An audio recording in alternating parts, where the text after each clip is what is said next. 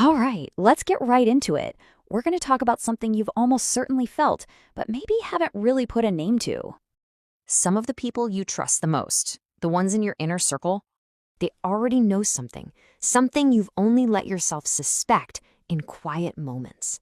That when the chips are down, when it really truly matters, they're not going to be there for you. And if you're being totally honest with yourself, this isn't really news, is it? It all starts with a feeling, a really specific kind of pause, a subtle flinch. Let's just call it the hesitation. You know exactly what I'm talking about.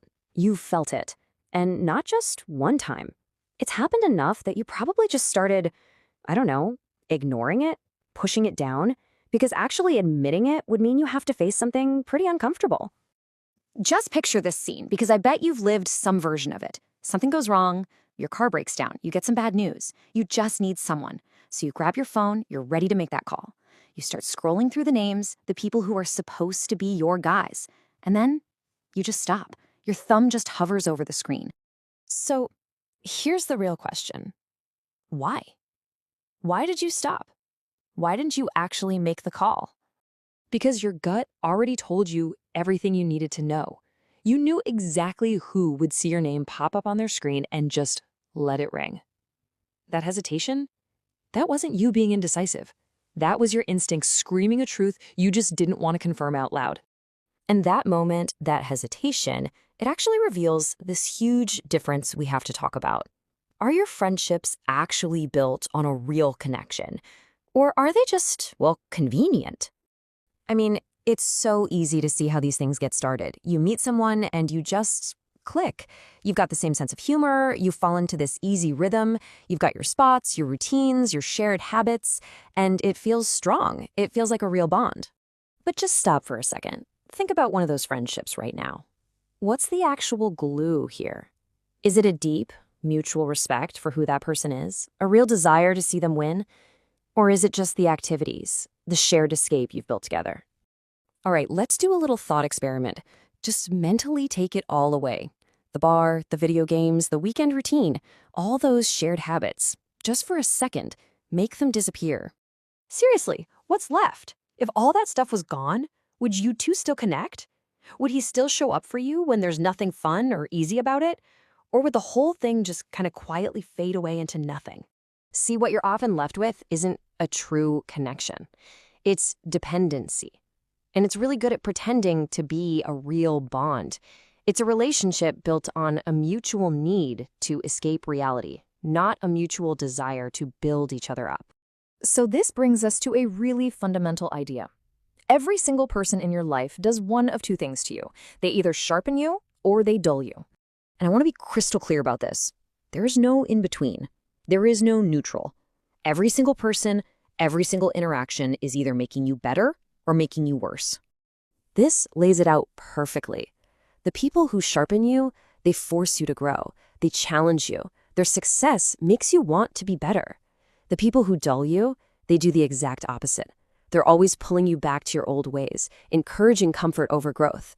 They're a source of distraction, not focus. So take a hard look at your circle. Who goes in which column?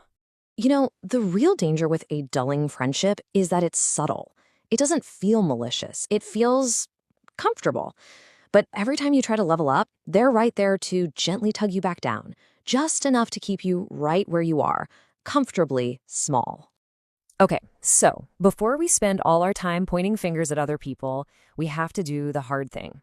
We have to turn that finger right back at ourselves. It's time to talk about the man in the mirror. Because here's the deal. You don't get to audit your circle until you've audited yourself. Are you the kind of friend you're looking for? Are you solid? Can people truly, without a doubt, rely on you? Because the people you attract are almost always a direct reflection of who you are. So ask yourself these 3 things right now and be brutally honest. Would you be the one to answer that 3 a.m. phone call? Would you be the one to stick around when things get messy and difficult? And maybe the hardest one, would you tell your friend a hard truth they need to hear, even if it might cost you the friendship? The fundamental truth is this. The quality of your circle will never, ever be greater than the quality of your own character. You don't just stumble into better friendships. You have to earn them. And you do that by becoming a better man yourself. And you know, A funny thing starts to happen when you commit to becoming that person. You enter a new phase. Let's call it the Great Alignment. As you start to level up, your world might actually get quieter, fewer texts, less noise. A lot of guys panic right here. They think quiet means lonely, but it's not. It's clarity. Trust me, it is so much better to stand by yourself with a clear purpose than to be lost in a crowd of convenient illusions. And this brings us right back to where we started. Remember that hesitation, that pause before you made the call? It was never really about them. It was about you. It was your intuition recognizing a truth that you just weren't fully ready to accept yet. At the end of the day, this is what it all boils down to. The quality of your life is directly tied to the quality of the people you share it with. Weak circles will always inevitably create weak lives. There's just no way around that simple math. But really getting this, right here, right now, that's the turning point.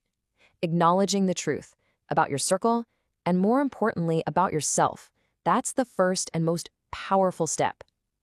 This is where the old cycle of easy, dulling connections dies, and this is where the real work of building an aligned life begins.